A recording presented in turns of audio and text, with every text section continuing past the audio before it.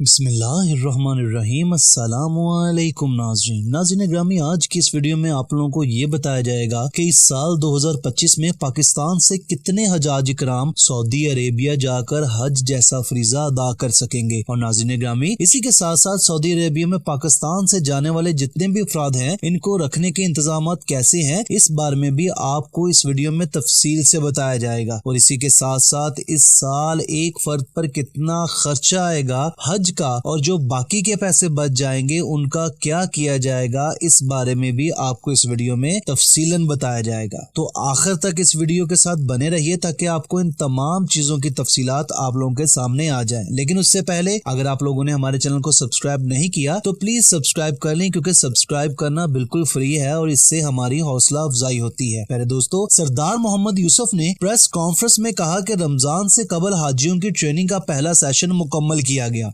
जबकि दूसरा मरहला जल्द शुरू होगा। पंजाब यूनिवर्सिटी के ऑडिटोरियम में ट्रेनिंग करवाई जाएगी। पहले दोस्तों, इंतजामात से मुतल्लिक वजीर मजहबी अमूर ने बताया कि सऊदी हुकूमत हाजियों के लिए बेहतरीन इंतजामात करती है। 5 दिन हज की जिम्मेदारी सऊदी हुकूमत की होती है। उम्मीद है हज्जाज इकराम बेहतरीन इबादत कर सकेंगे। उन्होंने ये भी कहा कि मेरी सऊदी वजीर हज से मुलाकात हुई है। मक्का मुकरमा और मदीना मुनव्वरा में हज के इंतजामात मुकम्मल तफसीलन देख चुका हूँ और इस पे मेरा दिल बिल्कुल सेटिस्फाई है।